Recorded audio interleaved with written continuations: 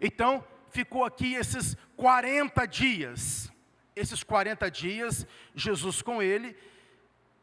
Agora, o que chega no final desses 40 dias? O Senhor falou o seguinte: mas que esperassem a promessa do Pai, o qual disse, de mim ouviste.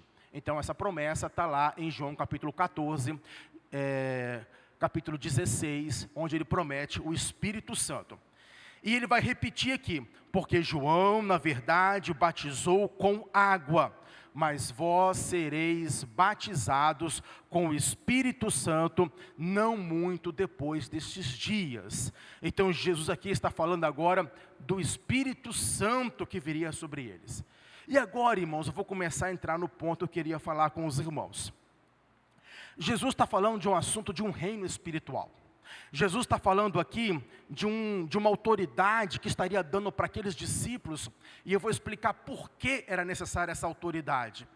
Então Jesus, falando de assuntos tão espirituais, vocês, aqueles que são professores, né, já aconteceu com vocês estarem dando aula, de repente, numa sala, falando um assunto, e de repente alguém vai lá, entra com uma pergunta que não tem nada a ver com a aula? Ou talvez você já viu, você numa sala de aula, falando um assunto, e de repente alguém faz uma pergunta que não tem nada a ver, foge totalmente do assunto. O que aconteceu aqui?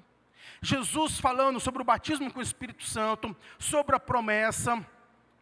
Aí os que estavam reunidos, o que me chama a atenção, que esses que estavam reunidos aqui, não eram leigos, eram pessoas que andavam com Jesus, eram os discípulos. Olha o que eles perguntaram: Senhor, será este tempo em que restaurará o reino em Israel? Irmãos, Jesus falando de um reino espiritual, e eles preocupados com o seu reino. Jesus falando de valores espirituais. Jesus querendo entrar no assunto do Espírito Santo, que daria poder para eles. E eles preocupados com a restauração.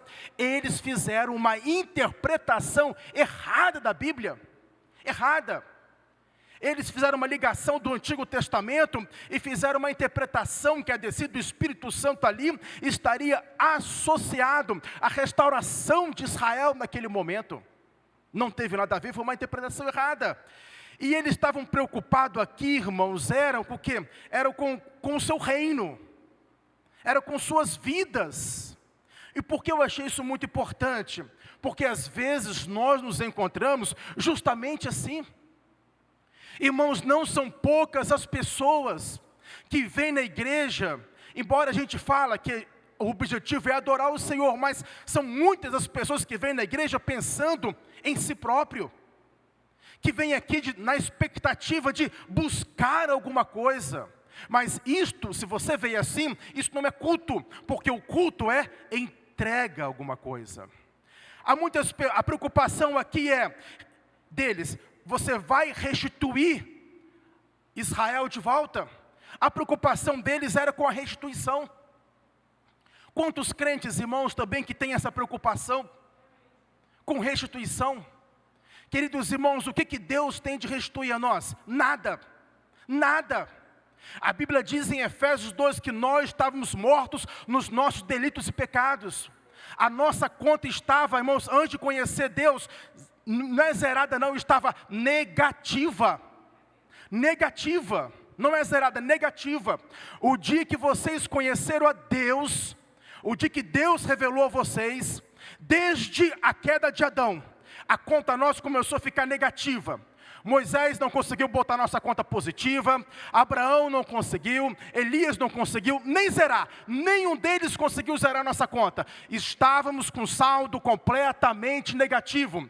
Jesus, quando veio, ele disse uma palavra na cruz: está consumado, está pago. Ali a nossa conta foi zerada. A Bíblia diz que na cruz, a carta que era contrária a nós, ela foi pregada na cruz.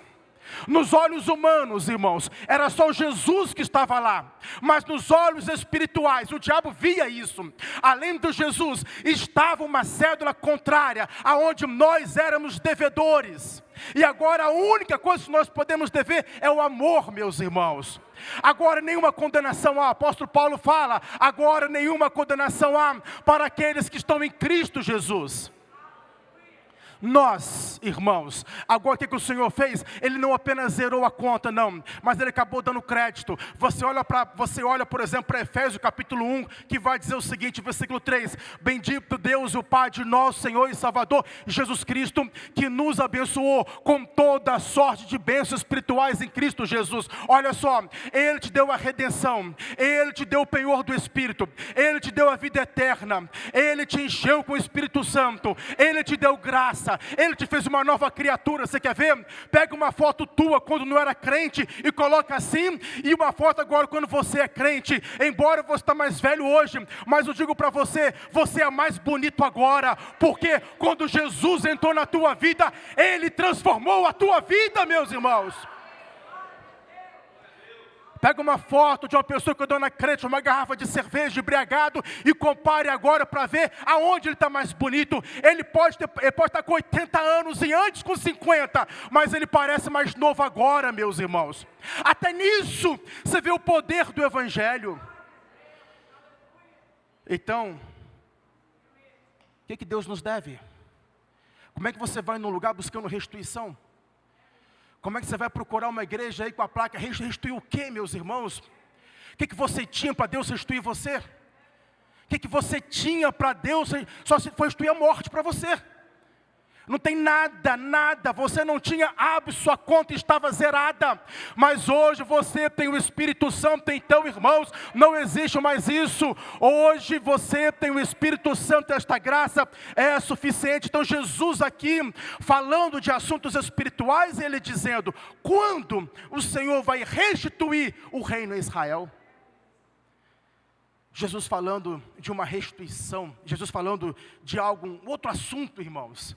E eles ali preocupados com a restituição, né? A restituição de um reino. Ele estava numa esfera diferente, numa esfera humana. E Jesus está falando de uma esfera espiritual, porque existem dois reinos, irmãos.